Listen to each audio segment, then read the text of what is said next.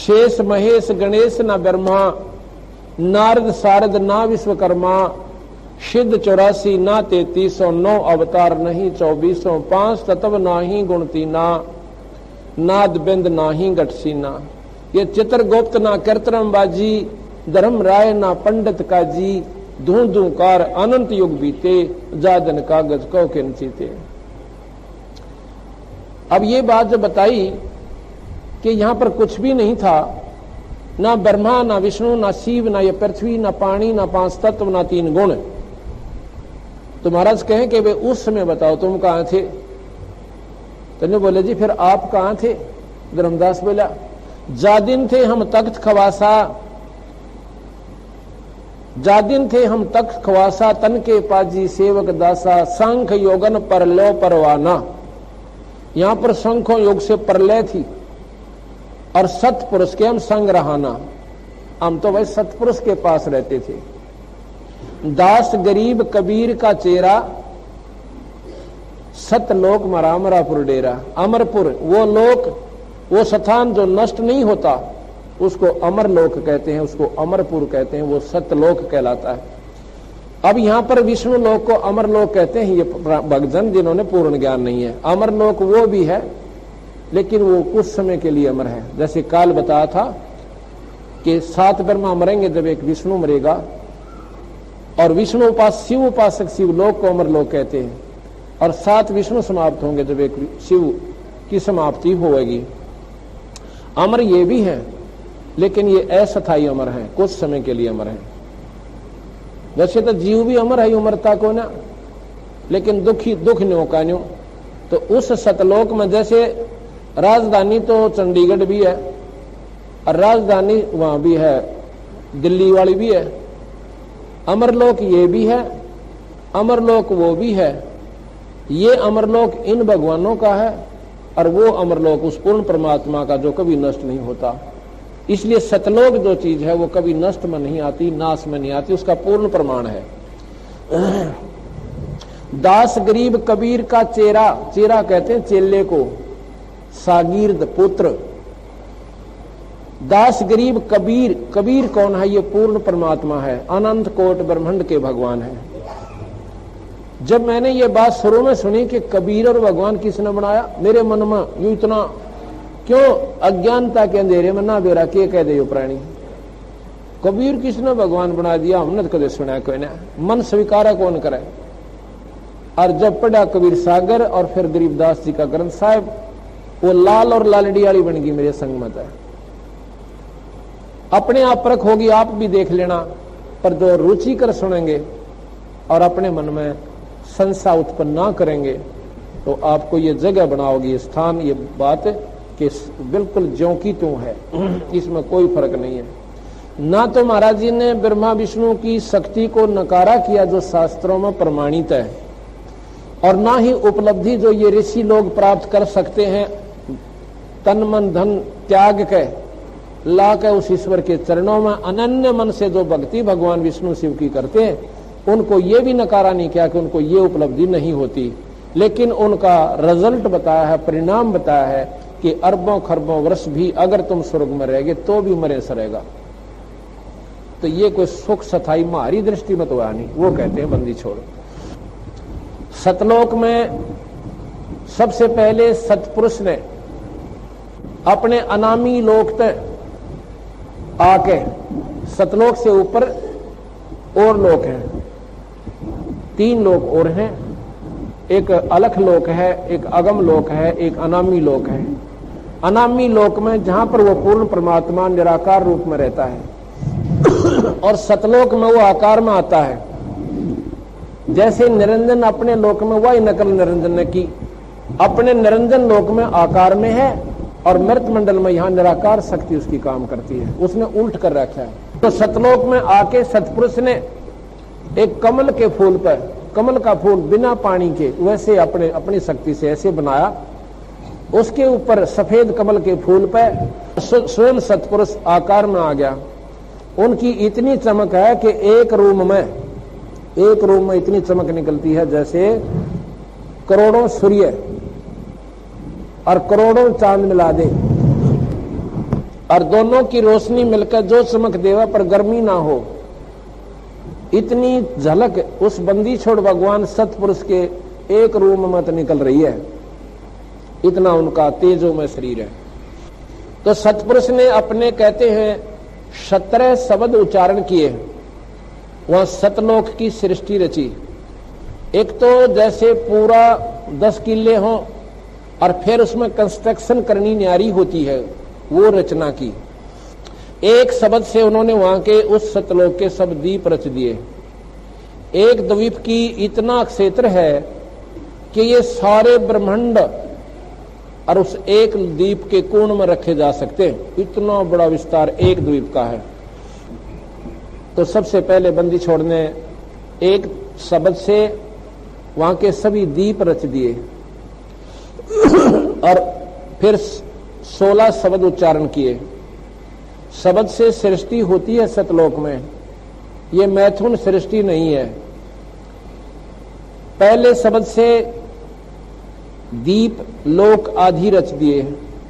दूसरे शब्द से फिर 16 शब्दों से 16 पुत्र वहां जिन्होंने वहां पर कंट्रोल करना है उस सारी सृष्टि के सतलोक की को, वो बनाए। दूसरे शब्द से कोरम, ये पहला पुत्र है सतपुरुष का कोरम। उसी की नकल एक कोरम यहाँ इस मृतमंडल में, इसमें ब्रह्मांड में भी है, 3 लोक में कोरम यहां भी है। उसका नाम कोरम है। शकल कोरम जैसी नहीं है, कछुए जैसी सतलोक वाले की। यहां पर एक देव है, वो कोरम है, उसकी कछुए जैसी आकृति है और वो बहुत शक्तिशाली है। यहां भी उसको काफी उसकी शक्ति बताते हैं। दूसरे शब्द से कोरम, तीसरे शब्द से ज्ञानी, चौथे शब्द से विवेक, 5वें से तेज, 6ठे से सहज और 7वें से संतोष, 8वें से सुरत, 9वें शब्द से आनंद, 10वें शब्द से अक्षमा, 11वें शब्द से निष्काम और 12वें शब्द से जलरंगी और 13वें शब्द से अचिंत, 14वें शब्द से प्रेम, 15वें शब्द से दयाल और 16वें शब्द से धैर्य, 17वें शब्द से योग संतान। ये 16 पुत्र बंदी छोड़ सतपुरुष ने वहां पर अपने सतलोक में अपनी शब्द शक्ति से बनाए। इस प्रकार 17 शब्द उच्चारण किए, जिसमें 16 शब्दों से 16 सुत पुत्र, एक शब्द से सबदीप व लोक, मानसरोवर आदि रच दिए। 16 पुत्रों को अलग अलग द्वीप देकर रहने की आज्ञा दी। सभी पुत्र अपने अपने द्वीप में आनंद से रहने लगे। फिर सतपुरुष ने अचिंत जो कि 12वां पुत्र है, जो 13वें शब्द से उत्पन्न हुआ था, अचिंत से कहा कि सृष्टि की रचना करो। कौन सी सृष्टि की? जो सतलोक में, जैसे ओडा की ड्यूटी ला रखी एक महकमा है कि वो मकान बना के दे सबने, इस प्रकार अचिंत ने वहां की कंस्ट्रक्शन और करनी थी। हर लोक में मानसरोवर, हर लोक में न्यारे न्यारे बाग और बगीचे, सुंदर सुंदर वहां तेज पुंज के फल, तेज पुंज की सारी चीज वो अचिंत ने करनी थी।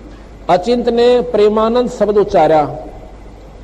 उस शब्द से अक्षर पुरुष की उत्पत्ति हुई। अक्षर पुरुष पारब्रह्म को कहते हैं। अचिंत ने प्रेमानंद शब्द उच्चारा, उससे अक्षर पुरुष की उत्पत्ति हुई पार ब्रह्म की।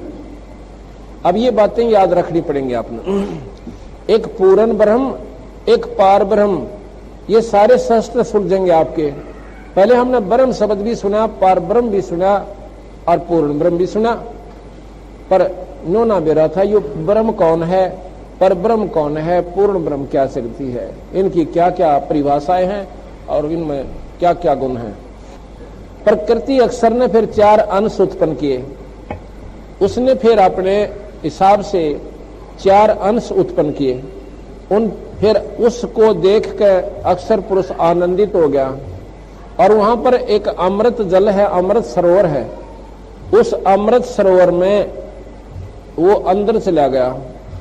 वहां सांस की सृष्टि से शरीर नहीं है, वहां श्वास से शरीर नहीं है।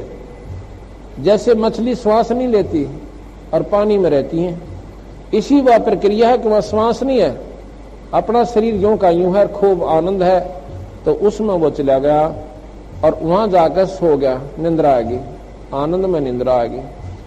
तो चारों अंशों ने काफी दिन के बाद प्रार्थना करी कि हे पुरुष, वो अक्सर पुरुष परब्रह्मता लेट गया, सो रहा है, उसकी आज्ञा बिना हम सृष्टि रचें कैसे। तो काफी समय तक सृष्टि की उत्पत्ति नहीं हुई।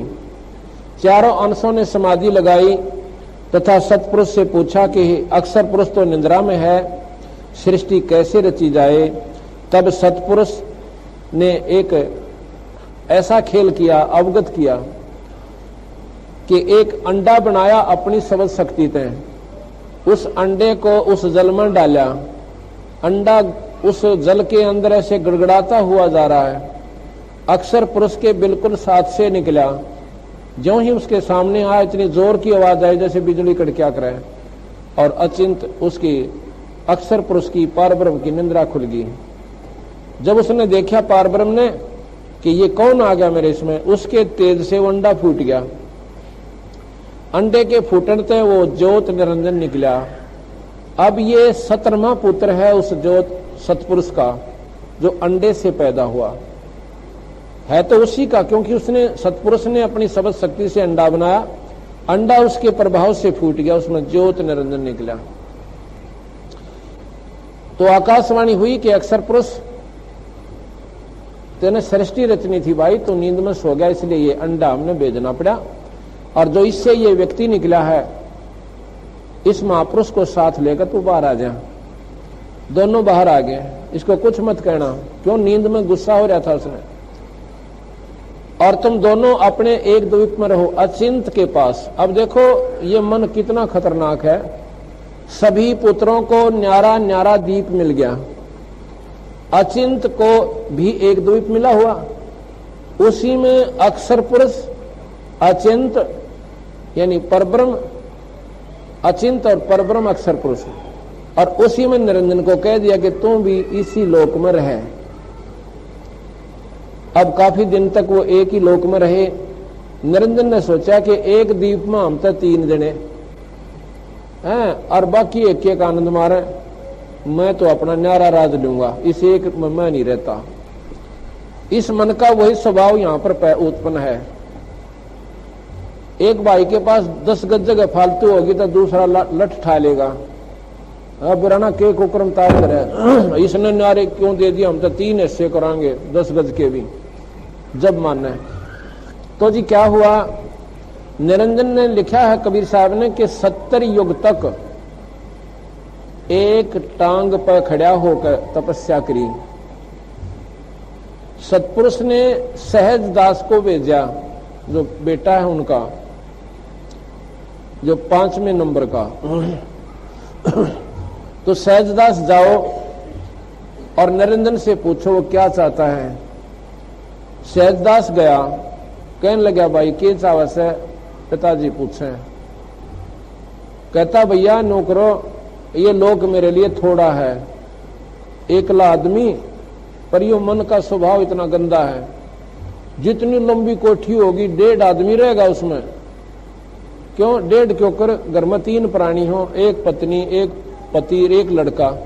लड़का स्कूल में चला जा और खुद वो मन मन भट्ठा में लौटा सारी रात, सारा दिन लू का मां जो कोठी बना रखी गुणियों बड़ी लुआ में आप भट्ठे पर रहना पड़ा, 4 भट्ठे हो संभालने भी पड़े, और घर ने वह एक पत्नी रह बेचारी, अदो भारे पाछो लड़का स्कूल में था, 1.5 आदमी, इतनी लंबी कोठी बनाकर राजी हो से। वो मन है ये सारे ये काम करवावे, भगवान की भक्ति में नहीं लगन देता इस जीवन में। तो इतना जब इतना बड़ा था, उसमें 3 रहने में क्या दिक्कत थी, एकला निरंजन रहना था। पर यो मन निरंजन है, इसने हमारे अंदर वही प्रक्रिया पैदा कर रखी, तो इसका स्वभाव था हर जीव में वही भर दिया। तो वो निरंजन ने कहा मैं तो अपने न्यारे लोक लूंगा, और मेरी मांग परमात्मा सतपुरुष ने प्रार्थना करके पूरी करवा, भाई तेरा भला हुआ है। सहजदास ने कहा कि महाराज जी ऐसे ऐसे वो कहता है, मैं न्यारा लोक चाहूं सो। ने बोला भाई ठीक है, इसने 70 युग तक तप किया है और तप के बदले राज ही मिलता है। ये बातें याद रखना आप, जो मैं बता रहा हूं कि तप से राज मिलता है, उसने 70 युग तप किया तो 21 ब्रह्मांड सतपुरुष ने दे दिए, ले इनमें कूद ले कड़ेता ही जाओगा। तो 21 ब्रह्मांड, ये एक ब्रह्मांड में हम बैठे जिसमें ब्रह्मा विष्णु महेश आदि का राज है। ज्योत निरंजन का 21 ब्रह्मांड पर राज है जिसको ब्रह्म कहते हैं। और पहले यहां नहीं थे, हम सतलोक में थे। अब सुनना, इसको जानते हैं। ये सारे शास्त्र जो उलझे पड़े हैं ना, शिव पुराण कुछ कहे, विष्णु पुराण कुछ कहे, ब्रह्म पुराण कुछ कहे, माता पुराण कुछ कहे, अब इससे वो सारे सीधे हो जाएंगे, बिल्कुल एक लाइन पा जाओगे। और आप भी पढ़ कर देखना दोबारा इनको, आपना हंसी आएगी कि लिखने वाले ने शुरू में गलती कर दी। क्यों कर दी? कि उसने आगे का बेरा नहीं था, आगे सारी ठीक लिख दी, शुरुआत गलत कर दी। विष्णु पुराण लिखा जब विष्णु जी को परमात्मा लिख दिया। क्यों? विष्णु उपासक इसने पढ़ेंगे वो राजी हुए रहेंगे। शिव पुराण लिखने लगा, शिव पुराण पर कलम तोड़ दी, शिव जी सारी सृष्टि का मालिक, यही रचने वाला, यही ब्रह्मा विष्णु में इसका पैदा करने वाला। तो शिव उपासक उसने पढ़े, वो छाती टूटे हुआ, भाई शिव जी सब तो बड़ा। अब तीनों या तो एक ही बड़ा हो सके और लिखने वाला एक लेखक, तो अब आपको सारा बेरा पटेगा कि यह सच्ची कहानी इस प्रकार थी, सच बात है। तो फिर क्या हुआ? उसको ये 21 ब्रह्मांड वहां दे दिए अचिंत के लोक में। ये 21 ब्रह्मांड भी अचिंत के एक द्वीप में ऐसे रखे थे जैसे इस सारी धर्मशाला में और एक मेज धरी हो कोण में। इतना विस्तार है उस एक लोक का, वहां पे एक द्वीप का। इसके मन में फिर को वो दुठी थोड़े दिन में कि इन लोकां का क्या करूंगा इसमें, कि मैं न्यारा कितना कुछ बनाऊं, कितना पानी बनाऊं, कितना तालाब हो, कितना पहाड़ हो, कितना बगीचे लागे हो, बड़ा घूम फिर काऊं। इसने फेर को वो दुठी 70 युग तब फेर किया। तो चिंत सहजदास से फिर पूछा कि भाई वो फेर उसने बहुत घनी साधना करी है, की चाव है पूछिए। वो गया, कहने लगा भाई पिताजी पूछे हैं, इब आपने क्या की आवश्यकता पड़गी, आपने थोड़ी सी जगह मांगी थी, कितनी दे दी? नो बोला भाई नो नहीं साहब, मैं इन कामों क्यों करूंगा, मुझे तो न्यारा वो चाहिए, मैं अपने ढंग तक घूमे फिरूं। इन कामों ये तो खाली खोखे हैं, जैसे किले दे दिए, 2 किला दे दिया जमीन, इसमें बनाऊंगा मैं अपने न्यारे न्यारे। हाँ, कितना डाइनिंग रूम बनाऊंगा, कितना किचन बनाऊंगा और कितना फलाना बनाऊंगा, मनवा ईंट रोड़े और दो, ईंटा के भी तो दे, यानी वो इसमें सृष्टि जो रचनी है मैंने वो सामग्री दो। सहजदास ने सतपुरुष से कहा कि निरंजन न्योर न्यो मांगा जी, न्यो कह मैं इसमें अपनी न्यारी कंस्ट्रक्शन अपने हिसाब से करूंगा, मुझे वो वस्तु दो जिसने या बनाई जा। तो सहजदास से कहा कि उसको कह दो अपने बड़े भाई कुर्म के पास जावे और विनय पूर्वक प्रार्थना पूर्वक हाथ जोड़कर पांव पकड़े, पहले उसके चरण छुए। ये नियम है बड़े छोटे का बड़े की तरफ ही भाव, ऐसा होना चाहिए। और फिर वहां बैठे, उससे प्रेम पूर्वक बात करे। जब वो प्रसन्न हुआ दिखे ना तेरे ऊपर, जब उससे प्रार्थना करे कि मुझे वह सृष्टि रत्न की सामग्री दो, क्योंकि वो सामग्री उसके पास दे रखी है मैंने। निरंजन बोला ठीक से, चल पड़ता है कुर्म के पास। क्या अब उसके मन में न्योआगी कि मैं भी उन का पुत्र और ये भी उसी के पुत्र, मैं क्यों हाथ जोड़ू इसके आगे। इतना मतलब मन में उसके खरपतवार पैदा होगी। तप से अहंकार गेल उत्पन्न होता है। ये तप एक ऐसी बीमारी है, इसमें अहंकार अभिमान जरूर उत्पन्न होगा। रावण ने तप करके भगवान शिव का और सोने की लंका ले ली, अभिमान उससे 100 गुना बढ़ गया और उस अभिमान वश कुत्ते की मौत मरे आखिर में। तो ये तप करने से उसमें अभिमान हो गया। अब उन्होंने इतनी साधना करी, न कुछ भी ना कर रखा।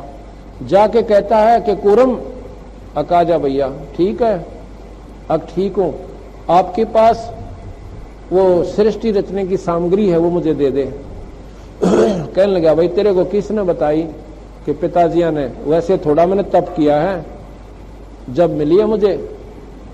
अच्छा बहुत अच्छा किया, पर भाई एक बात सुन ले, साहब ने मुझे कह रखा है सतपुरुष ने कि मेरे से पूछे बिना देना ना किसी ने। और मैं महाराज से एक बार बात कर लेता हूं, भाई बैठ जा, मैं जरूर देऊंगा, नाटता नहीं तुझे। अब संत कैसे पूछते हैं वहां का आपस में डिफरेंस जैसे कलकत्ता और रोहतक का है, इतना फैसला, इससे भी मतलब अंदाजा बता रहा हूं, इससे भी ज्यादा फैसले पर वो आपस में उनके लोक हैं सतलोक में। और सतपुरुष की राजधानी वो न्यारी है। तो कहने लगा मैं महाराज जी से टेलीफोन कर लेता हूं, जैसे यहां टेलीफोन करते हैं और वो अब समाधि लगाकर टेलीफोन करते हैं, संत से जोड़ते हैं अपनी सूरत को परमात्मा से। संत कहने लगा मैं बैठ जा, मैं अभी महाराज जी से पूछ लेता हूं, अपनी सूरत के माध्यम से वहां जाता हूं और साहिब के चरणों में अर्ज करूंगा और तेरी सामग्री तुझे मिल जाएगी। अब वो चिंत ने सोचा, उसने निरंजन ने सोचा ये समाधि का ऐसा बूंदा झगड़ा हो सल मनमानिया समाधि लग गई, यो 2 युग में उल्टा आवे, इतना मैं बैठा रहूं। अरे समाधि का ऐसा होता है जिसकी समाधि चढ़ जाती है वो ऊपर के स्थानों पर, ऐसे स्थान पर चला जाता है जहां उसने बहुत रमणीक चीज दिखाई देती हैं और फिर इस शरीर की शुद्ध बोल जाता है मनमाना। तो अब 10 दिन में 1000 वर्ष में वापस आती है संतों की। अब बैठे रहते हैं वो ठंडे क्षेत्र में। उसने सोची वो केड़ा कई दिन का झंझट बनेगा, उसने तो ऐसे समाधि लाई अपना अभ्यास से 1 सेकंड में जाना था, उसने तो अभ्यास है उनका। और वो ऐसा शरीर जिसमें कोई विक्षेप को ना, इसमें 36 को बार बढ़े हैं, करा मुश्किल तो समाधि लागन पावे। उसने सोची करा कई दिन में वापिस आओगा। उन्होंने तो आंखें बंद करने दे और अचिंत ने ऐसे पकड़ के उसका मुकुट ने बोला मेरी बात सुन और मुझे दे सामग्री, ऐसे झटका दिया। उसमें से कहते हैं ये सामग्री निकली जैसे 5 तत्व अपने आप उसमें तो निकल कर नारे नारे होकर कितना चांद कितना सूरज कितना तारे ऐसे ऐसे फैल गए, ये सब हो गए। ये सूर्य अपने स्थान पर, पृथ्वी अपने स्थान पर, इस पर सारे के सारे ये नारे नारे उत्पन्न हो गए। उसने सोचा ये तो मुकुट में सारा सौदा, उसने दूसरा और खींचा, 3 मुकुट उतारे। तो उसमें से ये सारा सामान जो आज ये सूरज पृथ्वी चांद सितारे समुद्र और ये ऊपर के लोक ग्रह परह, ये सारे उस अचिंत के मुकुट में तो निकले। अब यहाँ पर अनजान आदमी जो आज के ज्यादा विद्वान, साइंस को ज्यादा महत्व देते हैं, वो लोग न सोचेंगे निरे गोपोड़ फेल रखे, ऐसा क्या मुकुट होगा, ये बनावटी बातें हैं कि उसमें ये पहाड़ और पृथ्वी चांद और सूरज कैसे आ गए। तो कबीर साहब साथ के साथ गरीबदास जी इसका प्रमाण देते हैं कि जैसे बड़का वृक्ष देखा आपने, वट वृक्ष, वो सारे रोहतक में का फैल सकता है अगर उसको आगे बढ़ने का स्थान मिल जाए। तो एक वट वृक्ष सारे रोहतक में का घूम सकर आगे भी जा सकता है। और वो उसका बीज क्या है, एक उसका फल होता है बेर जितना, और उस फल के अंदर बीज होते हैं। और कोई नो कहे कि इस इतने फल में 1000 बड़ हैं, 1000 वट हैं। कौन से वट, जो ये फैल रहा 2 किले में कर, ऐसे ऐसे इस वट के बीज फल में 1000 ये वट वृक्ष है। तो जिसने इस प्रोसीजर का नहीं बेरा, जिसने इस विधि का नहीं मालूम कि बीज से वृक्ष बना है, और तो वो एकदम सटराई करेगा दिमाग, अगी सी झूठ बोला करो जो जच जावे, ये बड़ और इसमें 1000 क्यों करावे बूझ, यानी उसको ऐसा मूर्ख समझेगा और उसने ज्ञान नहीं है। इसी प्रकार जो अपनी बुद्धि से विचार करते हैं, तो ये बीज रूप में थी सारी सृष्टि, और इनका बीज ऐसा था कि उस मुकुट के एक कोने में लगे हुए थे, वजन भी नहीं था। और जब मुकुट से बाहर आते हैं तो वो प्रोसीजर आप पर फैल गया। ये बाहर के वातावरण से ये ऐसे ढंग से उनका नियम था ऐसे बन जाना। जैसे दिवाली के ऊपर बच्चे एक टिकिया होती है इतनी छोटी सी, बिल्कुल छोटी सी टॉफी का भी 5वां हिस्सा चकोर सी, और उसका एक तिल्ली लगाते हैं, और उस तिल्ली वो इतनी टिकिया में तो नो घूम कर इतना ऊंचा सांप बन गया। वह टिकिया था किस ढंग की, और वो सर्प नो घूम कर इतना लुकड़ गया, नो दूर तक घूम गया। इसी प्रकार इस पृथ्वी, इस सृष्टि की रचना और ये मूल रूप में ऐसे सतपुरुष के पास कूर्म को दी हुई वहां पर रहते थे। अब आगे चलिए। अब इसने देखकर बड़ा राजी होया, निरंजन बड़ा प्रसन्न हो गया, कह देता पृथ्वी लोक पावे, यहां से कूदे पाताल लोक में जावे, फिर स्वर्ग लोक में, फिर और नारे नारे और घने द्वीप बने हुए थे, वहां पहुंचा, उनमें खूब घूमे। अब एक बार जाके देखो पिकनिक स्थलों पे पहाड़ में, मन चाह है कि वो देखूं कि सुंदर दिखा, उड़े तई गोडे टूटने चढ़ा, इतना फलानी देखूंगा, उड़ा बड़े झरने बहु सवाई, झरना से पहुंचा इतने गोडे टूटने। फिर दूसरे बावड़ा झील बहुत बढ़िया बतावे, फदड़ फदड़ झील तई जावे, भाई झील देख लिया, उड़ा चिड़िया घर बन रहा से, वो सारा देख का आखिर में थक कर घर चाल करने चाल। इस प्रकार ये सारा घूम के अपने फेर लोक में आ गया। फिर विचार करे कि इस खाली का बनेगा कि इसमें मेरे जैसे और भी कि मैं हो न देखे, देख जाकर राजी रहूं, प्रसन्न रहूं, और भी प्राणी हो तो गणा बढ़िया काम हो जाए। किसी ने उस लोक में छोड़ दूंगा, किसी ने उस लोक में, फिर उन्हें मिलन फेटन जाया करूंगा, आनंद सा आया रहेगा। ऐसा सोच के 64 युग फिर तप करता है। अब सतपुरुष ने सोचा ये तो अनाड़ी बालक से है, ये और भाई अपने बैठे भक्ति करें, लौला रे मालिक में ना कोई चिंता ना फिक्र, पर इसने तो ना तो यहाँ रहना और ना इस भक्ति में इसका मन लग रहा। सतलोक में जो रहना होता वहां प्राणी की आप पर लौला गिरा भगवान में, अटया नहीं जानता। तो उसने सोचा कि अब इसका पक्का इलाज करता हूं, यो नहीं माने। जैसे बच्चा स्कूल में जाता है, फिर कॉलेज में हो गया, स्कूल में जद लाई मैं तो साइकिल लूंगा, साइकिल लूं, और घर वाले ने सोचा कि टांग तड़ुआ होगा पागल, बचपन तक जद्दी स्वभाव है कादे बच्चे का, साइकिल दूंगा ना कतई नहीं जाऊं, यो गिरा थारा यो थैला यहीं पर। तो घर के भाई क्यों इनके ला जद करी बालक से, वह माता कहेगी अपने उसके पिता ताई, अग्यू बालक तो हट कर रहा, मानता कोई ना, बेचारा ना चाहते हुए भी उसकी जद के आगे मजबूर होकर उसकी खातिर साइकिल ले आके देगा कि देखी जाएगी, ना मानता है कि बसा। फिर वो हो जाता कॉलेज में, फिर नो का मोटरसाइकिल लूंगा जब जाऊंगा,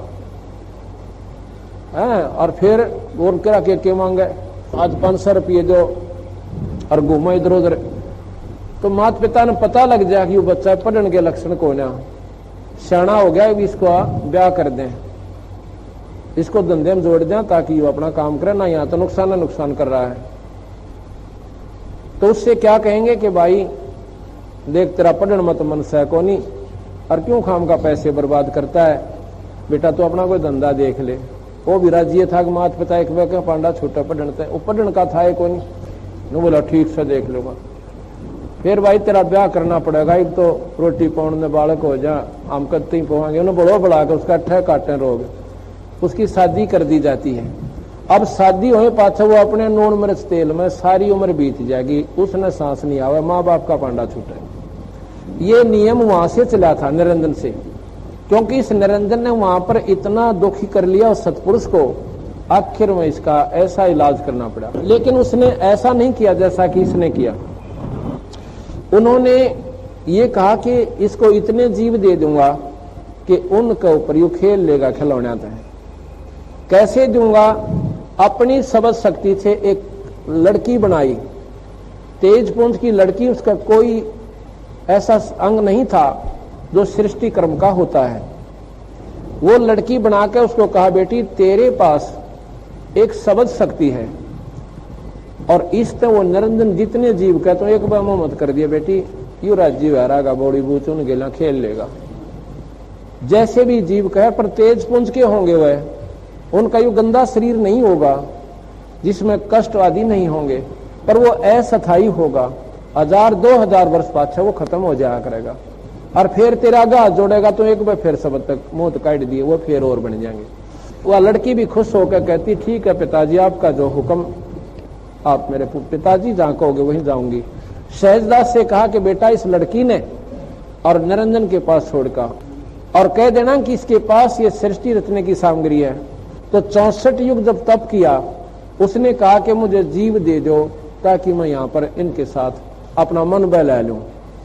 तो इसलिए कहा कि निरंजन ये लड़की है भाई, इस बहन के पास ये सारे के सारे आप जितने जीव कहोगे ये बना देगी, और एक बार मुंह तो काटेगी जबान, और जितने तुम जीव कहेगा उतने हो जाएंगे, और जो के तुम जवान होंगे, लड़के भी और लड़की भी जवान होंगे, और जो भी तुम कहेगा पशु पक्षी वो बिल्कुल पूरे जोड़े होंगे। बोला वो बड़ी ठीक से, बड़ा खुश हुआ, बहुत अच्छी बात है। अब उस लड़की को वहां छोड़ करके सहजदास अपने लोक में चला जाता है। अब यहां से बीमारी शुरू होती है सारी। ये कहानी समझने जोगी है। उस निरंजन के मन में उस युवा लड़की को देखकर नीचता आ गई। इतना खोट हो गया कि लड़की भी समझ गई कि नजरों से पता लग जाता है बाईवान की नजर न्यारी हो से और नीच आत्मा दूसरे ढंग से देखा है। तो उस लड़की ने उसी समय बाप लिया कि यो नीचता पा चुका है। वह भी उस बाप की बेटी थी। जब उसने नीचता के लिए उतारो हुआ मुंह खोला निरंजन ने, लड़की ने सूक्ष्म रूप बना दो ना दिखा है और उसके मुंह में चली गई, पेट में पहुंच गई। बाहर भाग्य ने छोड़ा को नहीं, क्योंकि उसकी शक्ति 1000 भुजा की, वो 8 भुजा की। और इस काल ने यहां भी वही सृष्टि रच रखी है। औरत को अबला बना दिया तो भी होगी, क्योंकि इसने ऐसा जुल्म कर रखा हमारे साथ। अब पता चलेगा आपने इसकी सारी कहानी का। तो उसने सोचा वो औरत की बाजे ने जान नहीं दे, उसने अपने उसके पेट में शरण ले ली और वहां से रोने लगी, पिताजी इस निरंजन नीच ने मेरे लिए सलूक कर दिया। सहजदास को फिर बुलाया, भाई नो करे। उसने जुल्म पाड़ दिया, हद तक आगे पहुंच गया भी हो। इस लोक में जो ऐसा जुल्म ऐसी बदनीत भी करता है वो प्राणी यहां नहीं रह सकता। और भाई देखो, और जो प्राणी उस माई गेला आए थे वो सूक्ष्म रूप में उसके शब्द से उसके अंदर प्रवेश कर दिया मालिक ने। तो हम सब से निरंजन ने बढ़ो लिया बुला के, अब भाई कोई कष्ट नहीं होने दो, सत का राज करूंगा, भाई करियो अपना नेक नीति तो उड़ा धंधा, भाई जिसे करोगे उसका भरना भी पड़ेगा है। तो हमने सारा नाथ उठा लिया कि हम चलेंगे, घूम आवांगे थोड़े दिन। सतपुरुष ने एक राहत दी थी कि तुम सारनाम को मत भूलना, इस सारनाम को याद रखना, जब तुम चाहोगे मैं आप ले आऊंगा। ये तुमने दुखी भी करे मान ले, क्यों इसकी मन बेरा है, नीचता से इसमें थोड़ी सी आपको तंग करे, दुखी करे, इस सारनाम से मुझे पुकार लेना, जब इससे मंडे रहना, इसको बोलना नहीं कतई भी। और भूल जाओगे तो मैं फिर प्रबंध करूंगा, किसी संत को भेजकर तुम्हें याद दिलाऊंगा। जब तुम जमा तंग हो लोगे जब याद करोगे, तुम्हें मालूम है। तो नाव जी हम बोलना है कोई नहीं ने, दोनों हाथों में लाडू सात सतना सारनाम ने बोलना नहीं, जब चाहेंगे आ जाएंगे। तो जी ठीक है भाई जाओ। तो क्या हुआ, तो सतपुरुष ने फिर सहजदास को भेजा कि भाई न्यू कर, उस निरंजन को 21 ब्रह्मंड समेत यहां से निकाल दे। अब ये सतलोक में नहीं रहेगा, इसने ऐसा जुल्म कर दिया और इसकी परिणाम स्वरूप इसको ये दंड लग गया, ये शराप लग गया, ये कोड लग गया। 1 लाख प्राणी ये रोज खाया करेगा, 1 लाख सूक्ष्म जीव रोज खाएगा और 1.25 लाख उत्पन्न करेगा। और यहां से 21 ब्रह्मंड समेत इसको बाहर निकाल दे। आज के बाद निरंजन मेरा दर्शन नहीं करेगा, इसका नाम काल होगा। काल जो खाता है सबको। सहजदास आया, उस लड़की को उसको पेट से निकाला, शब्द से उसका पेट पाट दिया, जैसे ऑपरेशन कर देते हैं। लड़की बाहर आई और सहजदास के पीछे खड़ी होगी, इतनी डर गई। कहने लगा कि निरंजन ने सहजदास को भी मतलब अपनी शक्ति तो दबाना चाह, कि नीच कर्म करने वाला प्राणी अकेला चाह करे कि दूसरा ना आ जा तो उसने गड़े। तो उसने सहजदास को अपनी शक्ति से दबाना चाह। सहजदास में पुरुष की शक्ति थी, निरंजन की नहीं बसाई। फिर खड़ा हो गया, नौका ने शब्द हो गया खंबे की तरिया। और नो बोला भाग्य की सुन ले, सतपुरुष ने तुझा तेरे को सतलोक से निकाल दिया और यहां से 21 ब्रह्मंड समेत, और यह लड़की रही और ले जाए इसको यहां से। ये दे चुका बंदी छोड़ा आपको, अब इसको वापस नहीं लेता और जाओ यहां से, निकल जा तू 21 ब्रह्मंड समेत। और उस लड़की को भी कह दिया था कि तू जब चाहे सार नाम से वापस आ जाना। अब यहां क्या किया, वो लड़की कौन है, ये 8 भुजा वाली, ये आदि माया अष्टंगी, इसके समेत 21 ब्रह्मंड समेत ये निरंजन आगे आ गया। आगे रास्ते में सहजदास का लोक फेर पड़े, जो वहां से चला था ये। तो वहां आकर हाथ जोड़े सहजदास, भाई मना तू यहां रख ले, मेरे गलती होगी, मैं माफी मांगू सर, और मैंने वहां विषय लोक में ना भेजो। सहजदास बोला मैं महाराज जी से पूछ लूं, अपना पीछा छुटवाओ था, नाटूंगा तो फिर लड़ेगा। मैं महाराज जी से पूछ लेता हूं, कहेंगे तो रोक लूंगा। तेरी अर्ज कर दूंगा, आस जोड़ूंगा तेरी तरफ से। उसने सतपुरुष से फिर अर्ज करी, महाराज जी वो निरंजन फिर मेरे से प्रार्थना कर रहा है, ने कहा मैंने रख लो यहाँ पे। सतपुरुष ने बोले खबरदार जो यहाँ रखा है, विषय लोक जाति नु बाचा मन कर्म वचन से कहता हूं सहजदास, वो ये प्राणी यहाँ नहीं रह सकता और जल्दी निकाल यहाँ से। तो वहां से फिर ये 21 ब्रह्मंड को लेकर सतलोक से 16 शंख कोश की दूरी पर हमें यहां ले आया। नील पदम शंख 16 शंख कोश। कबीर साहब ने, गरीबदास जी ने ये डायमेंशन भी दे दी, ये पैमाना भी बता दिया कि इस 21वें ब्रह्मंड का ये आखिरी लोक है जिसमें हम रहते, ये आखिरी ब्रह्मंड है और इसका आखिरी लोक है पाताल लोक। पाताल लोक से और सतलोक 16 शंख कोश की दूरी पर है, 16 शंख कोश, नील पद्म शंख। तो यहां आ गया ये। अब इसने सोचा पिताजी हम जो करना था कर लिया, तो अपनी मनमानी करूंगा। अब उस लड़की की तरफ उसने फिर दोबारा बदनीत करी, उसने फिर प्रार्थना करी, निरंजन तू मान जा, घना दुख पावेगा, तेरी वाह बयान माटी होगी, तेने संगवाई नहीं जागी, इतनी ढंग की सृष्टि होगी। ने बोला तू अपना काम करे।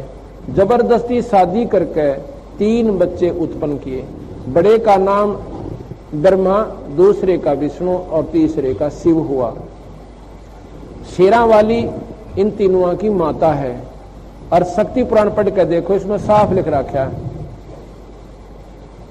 शक्ति जो पुराण है, देवी का जो पुराण है, देवी पुराण में पढ़ के देखो कि ये तीनों जगत जननी है, जगदम्बा है, ये ब्रह्मा विष्णु महेश की भी माता है। लेकिन पिता का बेरा इसमें भी कोई ना, वो बंदी छोड़ना बताया। तो क्या किया, अब निरंजन ने सोचा 1 लाख जीव रोज खाऊंगा, यदि यहां स्वर्ग में रहूंगा तो सारे देवता मेरे तो नफरत करया करेंगे, मेरे कहने देखे भी कोई नहीं, सब प्राणियों को पता लगेगा। मैं ऐसे गुप्त स्थान पर जाऊंगा, ऐसे गुप्त रूप से इनको उठाया करूंगा यहां से, और ये मेरे पास आके और इनसे वो वासना निकाल के इनको वापस फिर उल्टे भेज दिया करूंगा। तो उसने जब ये तीनों बच्चे हो लिए, इस शेरा वाली माई से कहा अपनी पत्नी से कि माया बात सुन ले अकां जी, अब मैं तो दर्शन किसी प्राणी को देऊं को ना, मैं निराकार रूप में यहां रहा करूंगा, आपकी शक्ति मेरी निराकार रूप में यहां काम करेगी।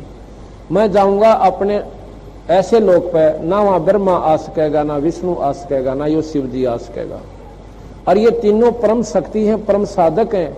बाकी जो उपासक तो ऋषि बन गए, अर्चय को महात्मा बन गए, वो इन तले तले, इनसे ज्यादा ये भक्ति ना तो कोई मार्कंडे कर सकता, और ना ही कोई दुर्वासा कर सकता, और ना ही वेद व्यास कर सकता, और ना ही सुखदेव कर सकता। ये सभी ब्रह्मा विष्णु महेश से नीचे के साधक हैं। ये तो सिर्फ इन्हीं के लोक तक जाने की साधना करते हैं और वहां पर इनको ये बढ़िया स्थान दे देते हैं। तो वहां कहते हैं निरंजन लोक में नहीं आ सकते ये कोई भी। और बीच में 3 महाशून्य बना दी, 3 शून्य ऐसी बना दी। शून्य किसे कहते हैं, वोकम प्लेस, वो खाली स्थान जिसमें केवल प्रकाश दिखाई देता है। और फिर उनके बीच में ऐसी कंस्ट्रक्शन कर दी कि उसमें बहुत खतरनाक ऐसा लोक बना दिया जिसको ब्रह्मलोक की संज्ञा दे दी। उसमें वो सुख है कि यहाँ के स्वर्गों में भी कोई ना। जो प्राणी इस शून्य पार कर जाएगा उस ब्रह्मलोक में उलझ के और अपने जीवन को बर्बाद कर लेगा, वहां कमाई खाएगा, फिर वापस आ जाएगा। उसके बाद फिर अंधेरा ही अंधेरा है। उसके बाद फिर सुन प्लेस है। सुन प्लेस वो क्यों, उसमें प्रकाश में है। कुछ शून्य है जिसमें अंधेरा है और बाकी शून्य में बहुत सुंदर प्रकाश है। ऐसी ऐसी 3 खाई खोज रखी काल ने। कबीर साहब गरीबदास जी कहते हैं कि 97 बार 97 टाइम भगवान शिव ने अपनी समाधि लगाई। जैसे आप देखते हो समाधि में ज्यादातर रहते हैं। 97 बार कोशिश करी इन सुनों को पार करने की, तीसरी सुन को भी वो पार नहीं कर पाया। और चौथी सुन में निरंजन रहता है। गरीबदास जी महाराज कहते हैं कि 97 बार शिव शंकर जाया माने समाधि द्वारा ध्यान लगाया और तीसरी सुन का मर्म नहीं पाया। 3 सुन में जम की जाली, आसन योग नाम बिन खाली। चौथी सुन लंघे जो कोई, उसका आवागमन बहोर ना होई। अब क्या किया, निरंजन इन 3 सुनों को पार करके निरंजन अपने लोक में रहता है। एक ही ब्रह्मांड की बता रहा हूं ये तो जी, और वहां से फिर वो सभी ब्रह्मांडों को कंट्रोल करता है। और फिर कह दिया कि माया तू एक काम करना, जब ये बच्चे सयाने हो जाएं इनको सागर मंथन पर भेज देना। तो वो कहने लगी, निरंजन एक बात बता, तने जुल्म में गांठ नहीं गाल रखी मेरे संग में, भाई चलो मैं आ गई तेरे संग में और बच्चे भी हो गए, अब तो कम से कम साथ दे दे मेरा, इस इतनी बड़ी सृष्टि ने, और मैं अकेली औरत कैसे संभालूंगी। कहने लगा, घबराओ मत ना, मैं तेरे साथ रहूंगा, पर रहूंगा गुप्त रूप तय, दिखूं कोई ना ब्रह्मा ना दर्शन दो, ना विष्णु ना शिव जी ने, मेरा केवल प्रकाश रूप में मुझे दर्शन कर सकते हैं, लेकिन मेरा असली दर्शन मैं नहीं दे सकता। तो बोली ठीक है, तेरे वश में आ गई, और क्यों में नाच नचा के बसाओ बेचारी औरत का, निर्भाग आदमी पल्ला पड़ गया। तो वह वहां से अंतर ध्यान हो गया और अपने लोक में चला जाता है, निरंजन लोक में। उधर से बच्चे सयाने हुए, अपनी मां ने पूछने लगे, मां हमारा पिताजी कौन है। कहने लगी, बेटा थारा कोई पिता कोई ना, मैं थारा पिता और मैं तुम्हारी मां। अच्छा, ये बच्चा ने जैसे बता दिया भाई ठीक। जब वो बच्चे सयाने हुए तो आकाशवाणी होती है कि माया इनको सागर पंथन पर भेज दे। तो उस आदि माया ने, शेरा वाली अष्टंगी माई ने तीनों बच्चे से कहा, पुत्र तुम जाओ सागर मंथन करो। सागर मंथन कैसे करें माई, कि वहां पर तुम्हें एक पर्वत मिलेगा, सुमेरु पर्वत, और उसके चारों तरफ एक नाग लपटा मिलेगा तुम्हें, और उसको तुम दोनों भाई, तीनों भाई लाग के 2 आगे न लग जाना और एक पीछे ने, अपने आप करना। तो निरंजन नहीं था सारा खेल, तो नीचे अपने आप एक कूर्म का रूप बना के कछुए का निरंजन उसमें प्रवेश कर गया, सुमेरु पर्वत तैयार पाया, और वो नाग के पकड़ कर दोनों उसको ऐसे सागर मंथन किया। थोड़ा ही लाया था, उसमें 4 वेद उत्पन्न हुए, ऐसे अमृत निकला, जहर विष निकला, जैसा भी प्रमाण है।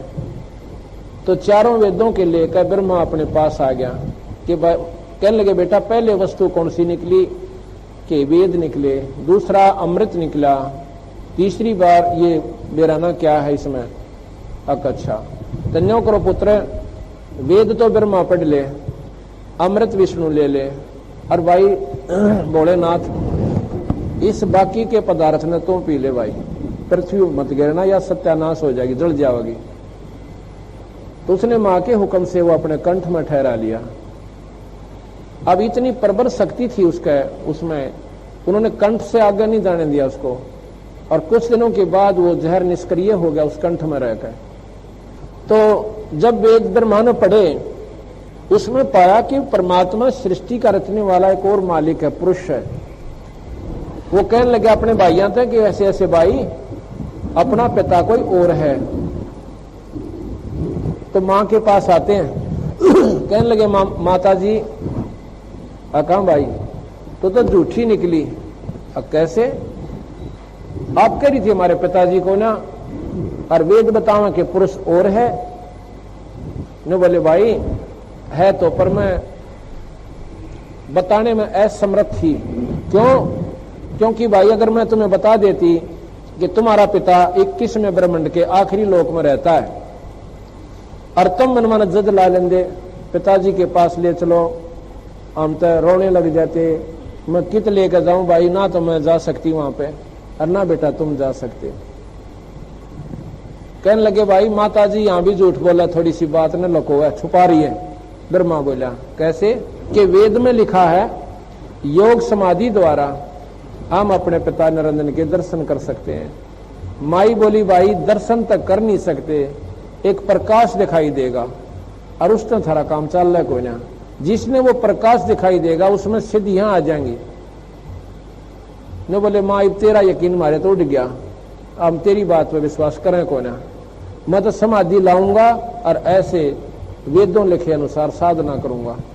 ब्रह्मा और कहने लगी भाई ना पाया तो कि मैं भी कोई ना आऊं, ना पाया तो नहीं मिला तेरा पिताजी तो मैं भी नहीं आऊंगा माता। अगर अच्छा भाई ठीक से तेरी मर्जी, जा। के बसावा माँ की अनाड़ी बाल टकरा जाए। 4 युग तक ब्रह्मा जी ने समाधि लगाई, पर कहां दर्शन होने थे। ऊपर से आकाशवाणी हुई कि माया तने सृष्टि नहीं रचवाई। वो कहती है माई कि सृष्टि कैसे रचवाऊं, वो तेरा जेठा पुत्र तो वहां जा बैठा समाधि लाकर तुझे ढूंढ रहा है, उसको कह दे मैं दर्शन देऊं नहीं, चाहे लाख वर्ष योग बैठा रहे, और कुछ ऐसा तरीका बना के वापस आ जा, उसको वापस बुलाओ। और ब्रह्मा ने तो सृष्टि रचनी, और वो जा बैठा। तो उसने कहा कि क्या करूं कि एक लड़की बना अपने शब्द से, और उस लड़की को उसके पास भेज दे। उसने एक गायत्री नाम की माया ने अपने शब्द से सृष्टि व लड़की बना दी। अब बेटी अपने भाई ब्रह्मा ने ला बुला के, अपने भाई ब्रह्मा ने बुला के ला, और उसको कह देना कि भाई माँ ने याद करे हो और सृष्टि रचनी, भाई थारे बिना रची नहीं जाती, तेरे बिना। अच्छा माता जी। तो वहां जाके उसने आवाज लगाई कि ब्रह्मा ब्रह्मा, अरे ब्रह्मा खड़ा हो, मां बुलावे। ब्रह्मा की समाधि ऊपर जारी, देखा तमाशे ऊपर के लोकों में नजारे जो हो रहे थे। कहीं से झरना है, कहीं पर ऐसे हीरे पन्ने ज्वारातों के ऊपर पहाड़ हैं,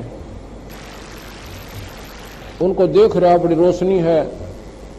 फिर आवाज दी, नहीं उठा। मां से समाधि द्वारा संदेश भेजा कि माताजी ये नहीं उठ रहा, मन तो सारी कोशिश कर ली।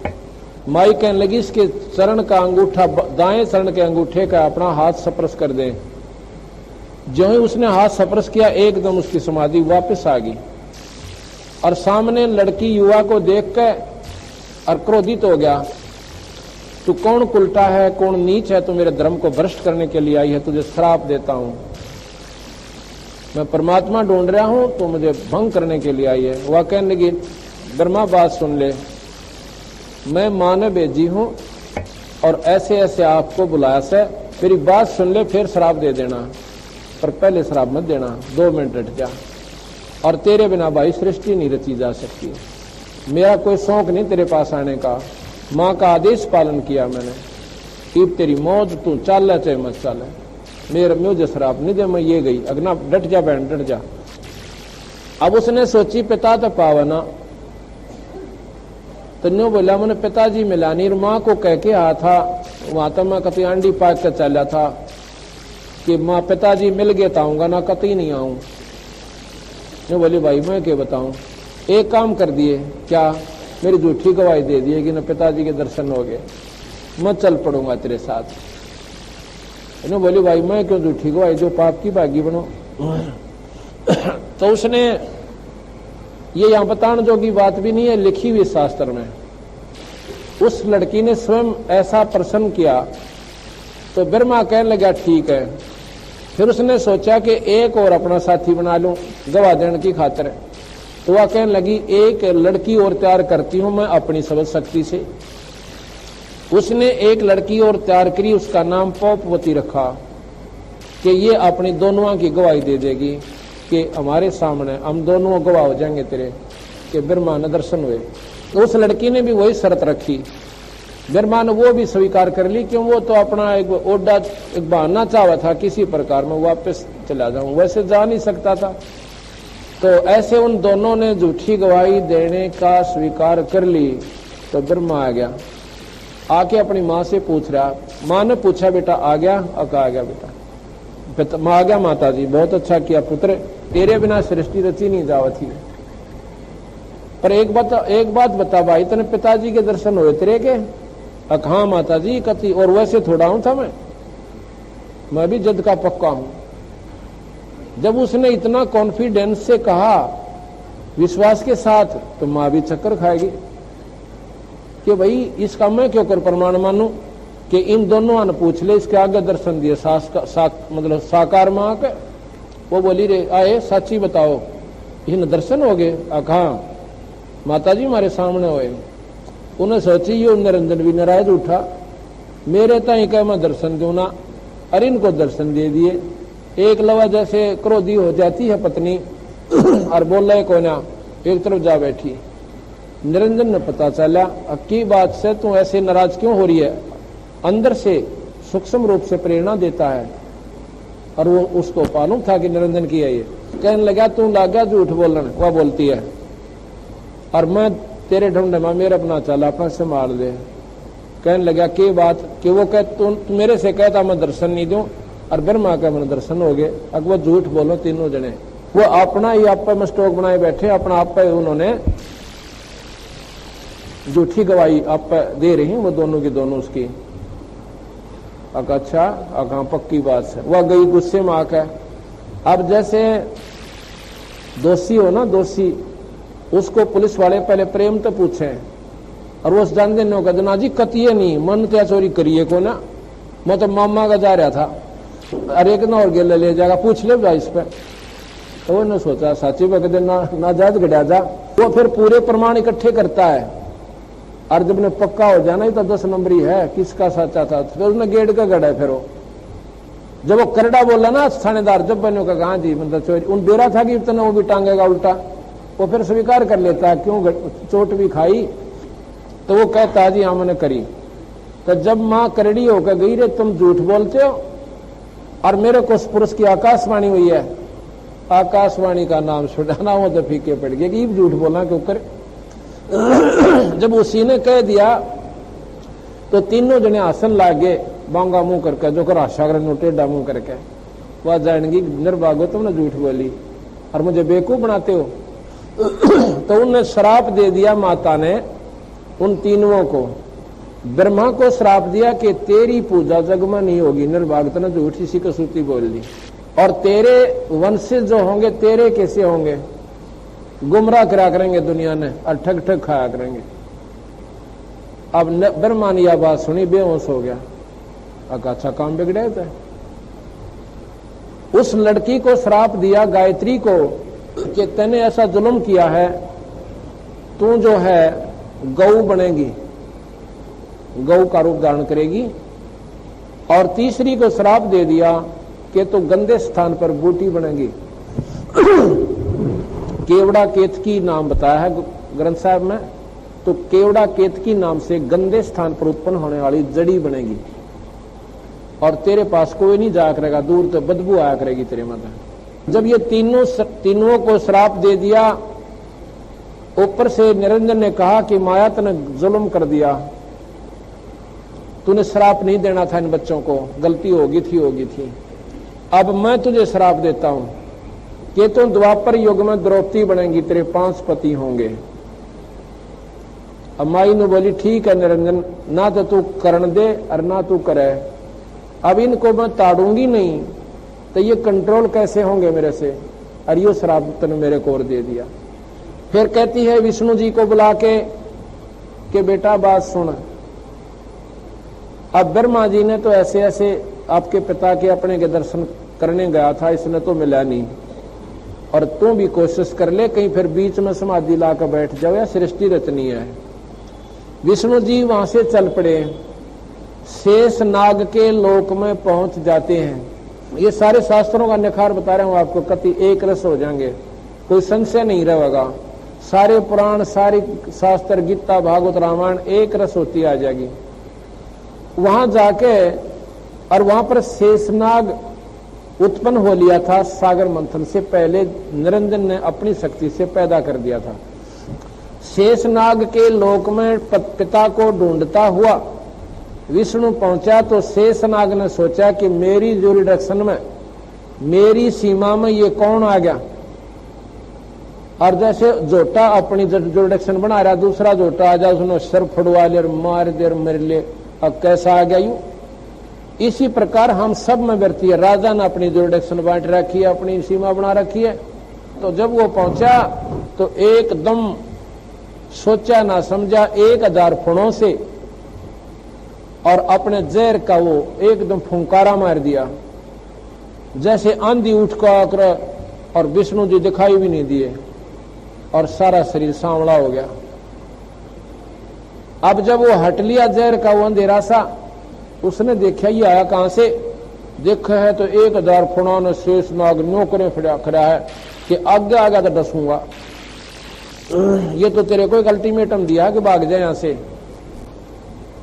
अब विष्णु जी ने सोचा ला इसकी अभी गर्दन दबाऊ, निकम्मे ने कोई बात हुई या मैंने कुछ कहा ना, कुछ सुना नहीं है, और इसने कोई बात हुई ऊ कह देता, बता वही यहां पर मैं चला जाता, इस कीड़े ने भी मारता हूं। जब वो चला तो आकाशवाणी निरंजन ने सोची कि ये तो लड़ लड़ मरेंगे आड़ा सारे, सृष्टि रचे को ना।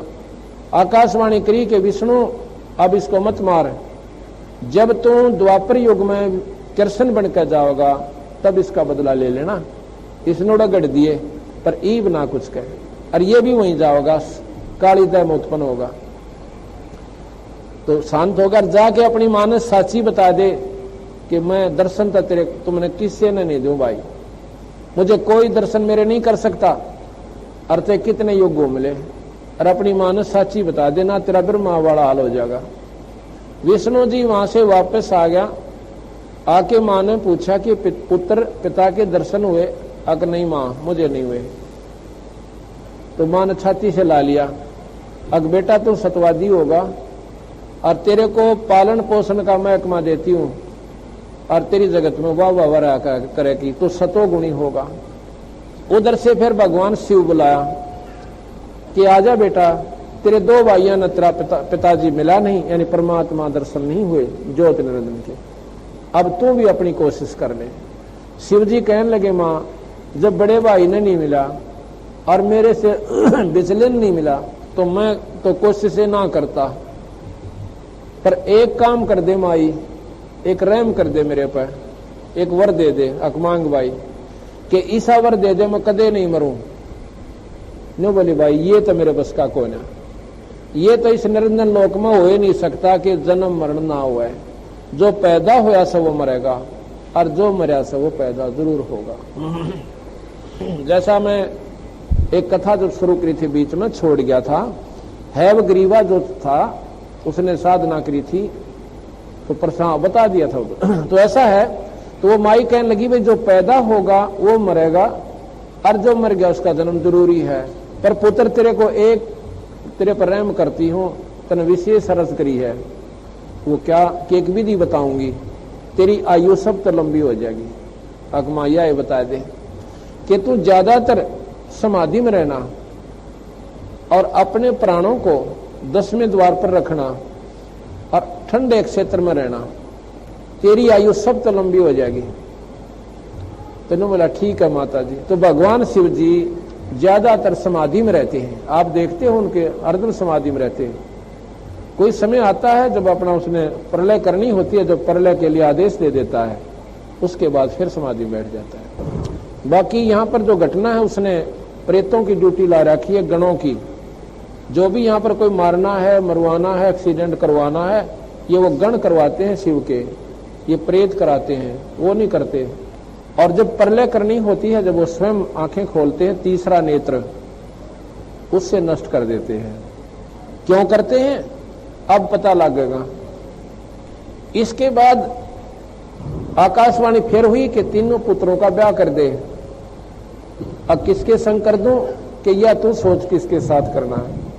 तो माया ने तीनों पुत्र बुलाए, ने बोले बेटा ऐसे करो, अब तुम ब्याह करने जोगे हो गए, सियाणे हो गए, अब तुम मेरी गेला ब्याह कर लो। माया कहने लगी। तो तीनों के तीनों, क्यों ब्रह्मा ने ज्ञान हो गया था, वेद पढ़ लिए थे, न्यू बोली माँ तो जमाए नकमी लिकड़ी, माता और हमारी पत्नी हो, तने कुछ तो सोचना था निर्भाग। न्यू बोली बेटा मैं तो न्यू सोचू थी कि तुम भी अपने पिता के से नकम्मे तो नहीं हो, तुम्हारा मैं देखूं थी तुम्हारे अंदर कितना ज्ञान है, तुम्हारा कितनी बुद्धि है। तो वो चुप हो गए, सच्चे माँ के लिए परीक्षा लेती हो। तुम ऐसे करो, सागर मंथन करो और तुमने वहां 3 लड़कियां मिलेंगी, ये ख्यास रखना पहली कौन सी, दूसरी कौन सी, तीसरी कौन सी निकला है, उनको न्यारी न्यारी लेके आना और थारा ब्याह होगा। अब ब्याह के चाह में फिर करा सागर मंथन। कहते हैं 3 इस माया ने अपने 3 रूप बनाए।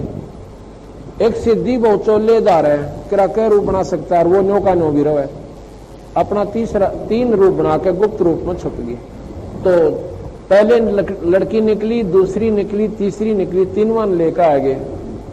कहने लगे माता जी ये पहले निकली, ये दूसरे नंबर की या तीसरे की। पहली का नाम सावित्री रखा, ब्रह्मा से ब्याह दी, क्या तेरी बहू भाई या तेरी पत्नी, दूसरी या तेरी पत्नी भाई लक्ष्मी या विष्णु का ब्याह दी, लक्ष्मी नाम दे दिया, और तीसरी की शादी कर दी, इसका नाम उमा है और ये शिव जी गेला ब्याह दी। अब तीनों का ब्याह हो गया। इसके बाद सुर यानी देवता और असुर राक्षस ये उत्पन्न हुए।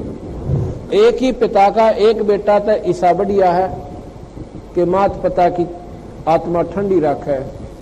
हर एक पैदा होते वहां गिला लड़न लग गया, झगड़ा करता हुआ आखिर में दारू पीने लग गया, नाक में दम कर रहा है। तो ऐसे ही बीज और कबीज दोनों पैदा होने लग गए इस गंदे लोक में। ये सृष्टि का ऐसा क्रम है। तो इससे सुर भी देवता भी उन्हीं में थे जो बकवाद करने लग गए, दारू पीने लगे, बन में रहने लगे, मांस खाने लगे, वो राक्षस कह लगे। और दारू पिए पास आदमी ना बेरा के कर दे उसको राक्षस ही कहते हैं। आज से पहले 50, 40, 30 वर्ष पहले तो हम भी देखा करते थे कि गांव में कोई दारू पीने वाला व्यक्ति नहीं था। एक आध निकम्मा आदमी हुआ करता जिसने सभी दृष्टि से देखा करते।